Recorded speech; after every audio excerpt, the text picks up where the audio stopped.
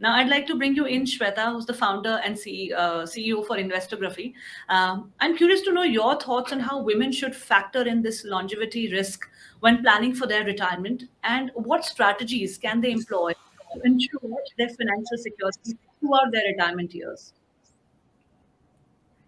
Yeah, so I think women already are aware that they are living longer because when you look around you, right, so you are aware of the longevity risk, but it doesn't hit in until much later, until you actually have to face these towards your late 50s, early 60s.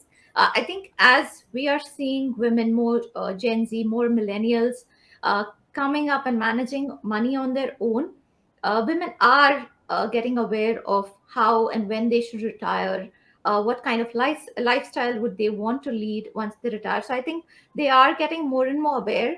The biases that are against women kind of work against them. They do still fall into societal pressure or family pressure of investing and not making mistakes. I think one thing that women should be allowed to do, if anything, is to be allowed to make mistakes.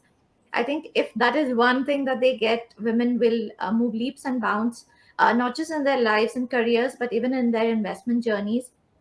So, investing in equities is one such, learning experience, because it will not give results immediately, and we will tend to hear from whether it's our better halves, whether it's our friends, colleagues, that had you invested in so and so, whether it's fund or stock or FD, or had you just stayed your path of FDs or gold, you would have done much better, especially in times of correction. And in an equities you will see times of correction, right? And women might tend to lose confidence then. We do see women being more and more self-confident in their careers, and those women will also hopefully have more confidence in their investing journeys. So one step is definitely education, that they're learning and understanding what and where they're investing, so that gives them the confidence of staying invested. So mutual funds is a great option for them to invest or move in their equity journey, and I think that's a great way to start. And not fall for mistakes or scams. If you actually see, women tend to fall for scams a little more easily. I'm not going to say stereotype women here, but a little more easily, because we do work with a lot of limitations. And I'm sure we are among the privileged lot who have lesser limitations and more freedom to even make mistakes. We see people fall for these scams, whether it's making easy money. And that's why women tend to shy away from making new decisions for them, whether it's being the first to start investing in mutual funds in their families. We've helped a lot of women start their mutual fund journeys. The questions you would not believe, it's not even, is my money safe, is that I hope you will not run away with my money, do I have to transfer money to you? I mean, these are questions that come to you, and these are not silly or stupid questions. I think these are very relevant, because these are first time investors a lot of times, and they are shy or afraid to ask these questions even to their friends and colleagues, saying, okay, how do I start these? So sometimes just helping them guide and being patient with them as advisors, I think, goes a long way, because they do feel that these are stupid questions. So having content, whether it's video, whether it's audio, whether it's articles, where they can anonymously, if I can say, just check their basic or silly questions, helps them get that much more confidence. And of course, for their retirement building, nothing like equities over long term. But I do want to make sure that they while they take their breaks in careers, being the caregivers, whether it's to raise families, whether it's to take care of loved ones, elderly loved ones, whatever the reason, we are the primary caregivers, and we do realize that as a responsibility and don't shy away from it.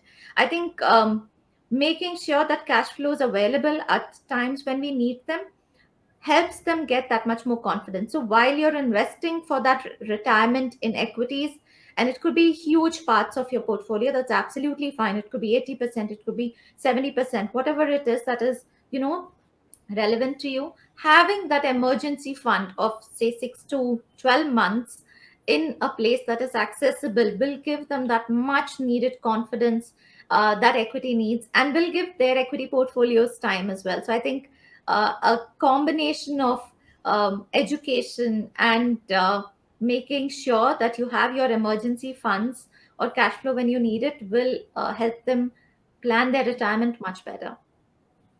Thank you, Shweta. You mentioned a lot of brilliant points out there. And one point that particularly strikes out for me is that not shying away from making mistakes, and, being allowed to make these mistakes, not by just others, but by your own self also. Because sometimes we create the first barrier as women on ourselves, and we limit our thinking to, giving this responsibility to others in the family, mostly men. Now, you also brought in a point about the caregiving responsibilities that women have. I would like to now bring in conversation Meetu, who's the founder for Eminent Strategy Consulting. Once again, Meetu, we spoke about the caregiving responsibilities and the disproportionate burden that women face in the household chores and other responsibilities. So finding time to manage the asset allocation for them becomes a significant challenge. Now, consequently, a significant number of women end up entrusting their portfolios to their partners or other family members. Now, what advice do you have for women who find it overwhelming to navigate through these complexities of asset allocation?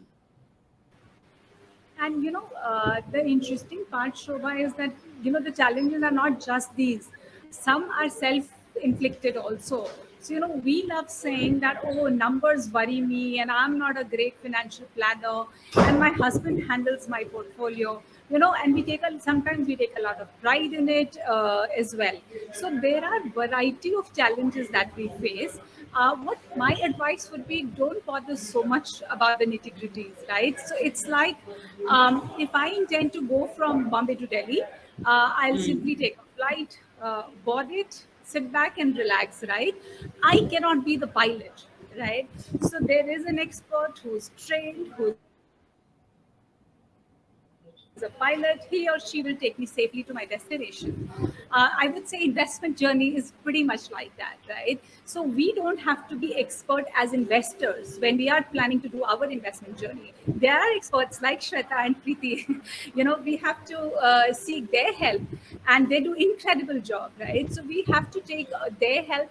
They are the experts, help them understand our background, our challenges, and so on. But important to entrust the experts for this. That's point one. But still, suppose we want to take care of our own portfolio, then I would say mutual funds really help, because, and I'm saying it from my personal journey, while I did have a great advisor, I truly believe that mutual funds also come with an inbuilt asset allocation strategy on its own, right? So you have variety of funds. You want to buy gold, instead buy gold ETF, right? And it has all those flexibilities that one can look for. Balance advantage fund, again, automatically it does the allocations for you. So simple things as these, if you pay attention to and leave the decision to the expert, I think that will help. So three things that stand out for me: having a financial portfolio, having a portfolio which is well planned, being simple and consistent in your approach, and following a discipline where you can balance between your needs and want.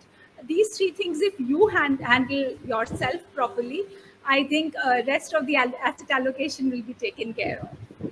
An investor education and awareness initiative of Aditya Birla Sun Life Mutual Fund. Mutual fund investments are subject to market risks. Read all scheme related documents carefully.